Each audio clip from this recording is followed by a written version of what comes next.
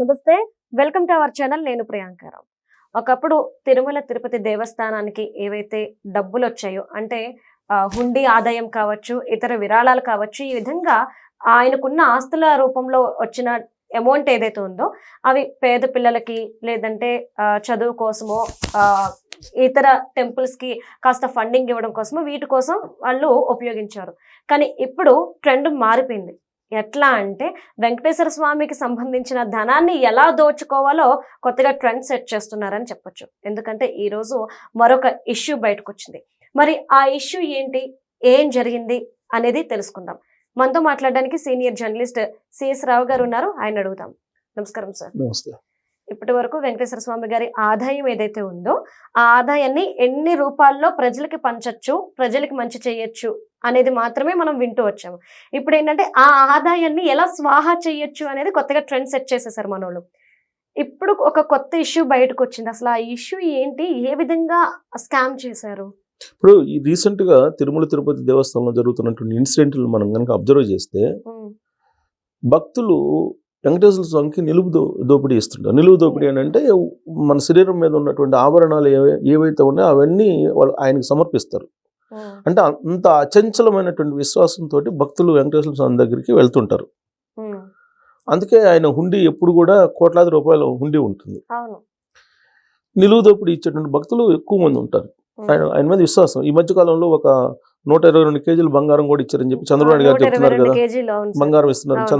చంద్రబాబు నాయుడు గారు చెప్పారు కదా, ఒక జైన్ ఒక అతను 122 కేజీలు బంగారం ఇచ్చాడంటే వెంకటేశ్వర స్వామి పవర్ ఎలాంటిది.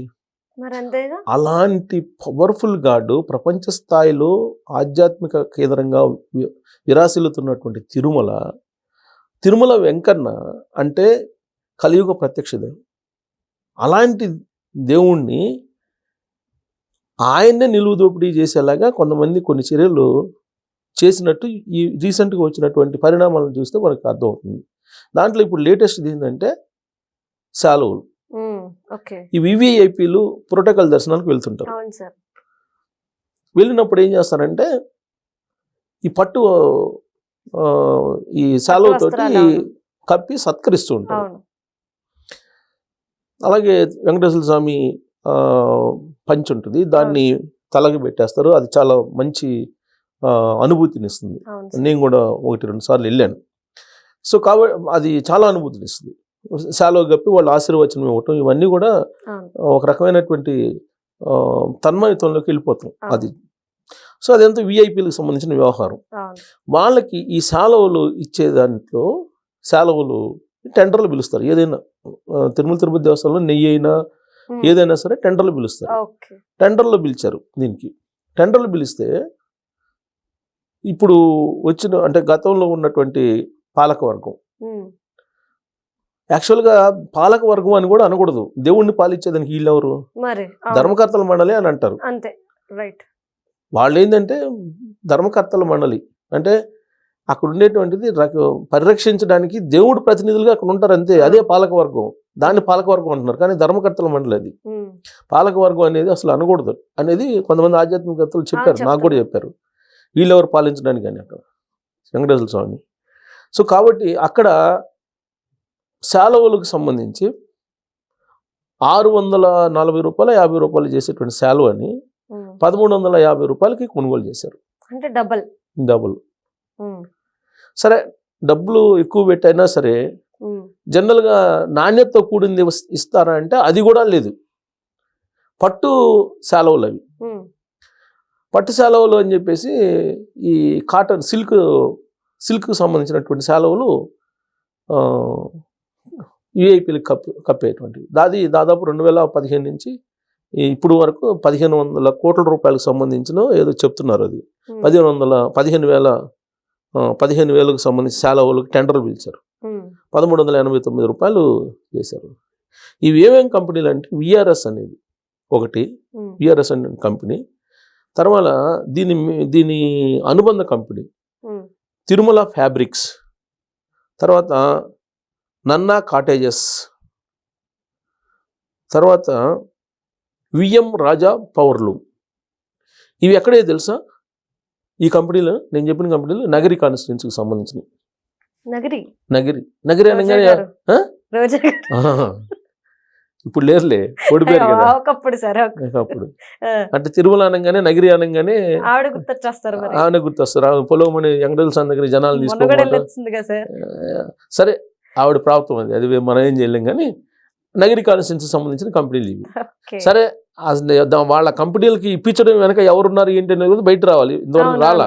అవును. కాదు ఇప్పుడు బయటకు వచ్చింది ఏంటంటే ఇప్పుడు చైర్మన్గా ఉన్నారు, పాలక మండలికి సంబంధించిన చైర్మన్. ఆయన ఏమంటున్నారంటే సుమారు 100 కోట్ల రూపాయలు అవినీతి జరిగిందని చెప్తున్నారు.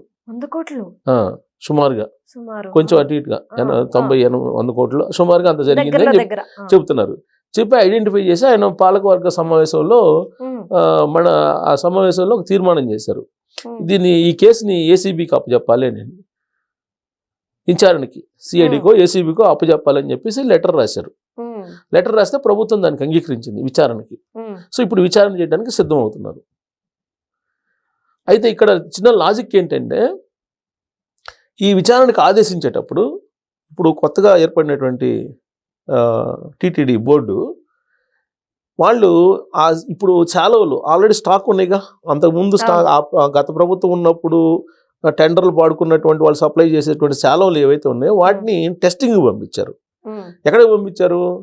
బెంగళూరు అలాగే ధర్మవరం, ఈ 2 చోట్ల సెంట్రల్ ఈ ఉంటుంది పట్టు వస్త్రాలకు సంబంధించి టెస్టింగ్ ల్యాబ్స్ ఉంటాయి. అక్కడ పంపిస్తే ఈ పట్టు కాదు, ఇవి సిల్క్ ఇవి అని చెప్పి తేల్చేశారు. సిల్క్ శాలవులు అని చెప్పారు. అంటే అవి 300, 400 చేసేటువంటి శాలవుల్ని 1380, 1360 కొన్నారు వీళ్ళు. పట్టు అని చెప్పేసి సిల్క్ ఇచ్చారు.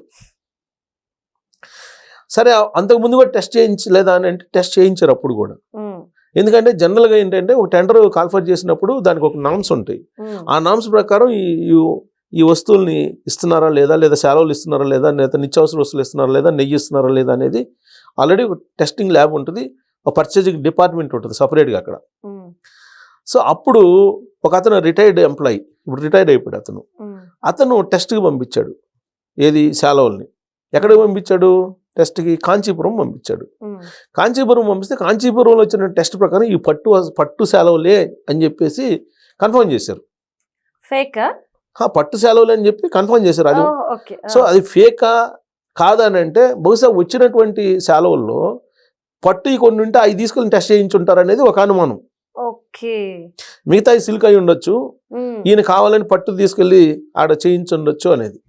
సో ఇప్పుడు గతంలో ఉండేటువంటి పాలక వర్గంలోకి తెలిసే జరిగిందా లేదంటే మధ్యలో ఈ అధికారులు చేసినటువంటి పని అనేది ఒక డౌట్ ఉంది. సో ఇలాంటివన్నీ ఇప్పుడు పట్టు శాలవుల మీద వస్తుంది ఇది.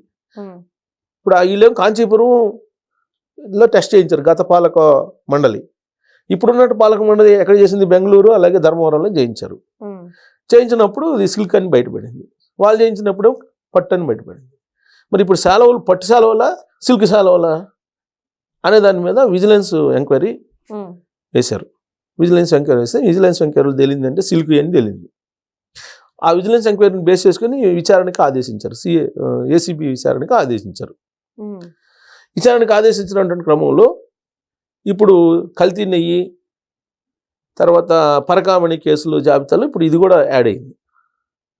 మరి ఇది ఎంత ఇప్పుడు ఏది పట్టుకున్నా కానీ అంతకుముందు ఇంజనీరింగ్ వర్క్స్ ఇచ్చే దాంట్లో కుంభకోణం బయటపడింది. ఏది కదిలించినా కానీ కుంభకోణం. అంటే మరి నేను చెప్పినట్టు వెంకటేశ్వర స్వామి సంపదనే నిలువు దోపిడీ చేయడానికి వీళ్ళు బయలుదేరారా? వెంకటేశ్వర స్వామి ముందు హనుమంతుని ముందు కుప్పిగంతులు అంటుంటారు, అలాగే వెంకటేశ్వర స్వామి ముందు వీళ్ళందరూ కుప్పిగంతులు ఎందుకు వేస్తున్నారో అర్థం కాదు. పాలకులు అంటే అధికారంలో ఉండేటువంటి వాళ్ళు కాదు, అనేది బోర్డులో ఎంపికైనటువంటి వాళ్ళు. గత బోర్డులో కానీ ఇప్పుడు బోర్డులో కానీ ఎంపికైనటువంటి వాళ్ళు. ఇప్పుడు ఈ బోర్డులో ఉన్నటువంటి ఇద్దరు, ఇప్పుడు వేమిరెడ్డి ప్రశాంత్ రెడ్డి గారు కానీ లేదంటే జంగా కృష్ణమూర్తి గారు ఉన్నారు. వాళ్ళిద్దరు గతంలో బోర్డులో కూడా మెంబర్స్, వాళ్ళు ఇప్పుడు ఈ బోర్డులో కూడా మెంబర్స్గా ఉన్నారు. ఇప్పుడు వాళ్ళు ఏమంటారు, కల్తీ నెయ్యి విషయంలో వీళ్ళు కమిటీలో మెంబర్స్ వీళ్ళిద్దరు అంటారు వైఎస్ఆర్ కాంగ్రెస్ పార్టీ వాళ్ళు. గతంలో మనకి పింక్ డైమండ్ అనేది ఒక ఇష్యూ లేపారు, గుర్తుందా? తర్వాత తిరుమల గర్భాలయంలో క్షుద్ర పూజలు చేశారని ఒక ఇది లేపారు. ఇవన్నీ కూడా ఆ ప్రభుత్వం ఉన్నా ఈ ప్రభుత్వం ఉన్నా ఏ ప్రభుత్వం ఉన్నా, ఇవాళ కూటమి ప్రభుత్వం ఉన్నా గతంలో వైఎస్ఆర్ కాంగ్రెస్ పార్టీ ప్రభుత్వం ఉన్నా తిరుమల తిరుపతి పవిత్రత అనేది దాని మీద రాజకీయాలు వస్తున్నాయి.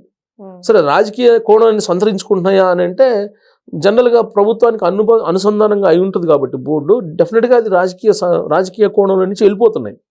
పింక్ డైమండ్ క్షుద్ర పూజలు అనేది గతంలో పెద్ద ఎత్తున రాజకీయం చేశారు చంద్రబాబు గారి మీద. ఇప్పుడు బయటకు వచ్చినవి ఏమో వైఎస్ఆర్ కాంగ్రెస్ పార్టీ నాయకుల్ని ప్రశ్నించేలాగా ఉన్నాయి. అంటే రాజకీయాన్ని ఇప్పుడు తిరుమల తిరుపతి దేవస్థానాన్ని రాజకీయంగా అసలు ఎవరు వాడుకుంటున్నారు ఏంటి అనేది ఈ భక్తులు చాలా బాధపడుతున్నటువంటి అంశం. దీని మీద అసలైనటువంటి శ్రీవారి భక్తులు అసలు ఏంది ఇది, ఆ ప్రభుత్వం వస్తే వాళ్ళేమో పింక్ డైమండ్ అను క్షుద్ర పూజలని బదనాం చేశారు. ఇప్పుడు వీళ్ళేమో కల్తీ నెయ్యి లేకపోతే పరకామణి, తర్వాత ఇప్పుడు శాలవలు ఇవన్నీ బయటకు వస్తున్నాయి, ఇంజనీరింగ్ వర్క్స్ బయటకు వస్తున్నాయి. అసలు ఏం జరుగుతుంది? తిరుమల వెంకటేశ్వర స్వామి అంటే వీళ్ళకి భక్తి లేదా, భయం లేదా అనేది ఇప్పుడు బాగా భక్తుల్లో చర్చనీయాంశమైంది. Okay, right. Thank you so much sir. Thank you.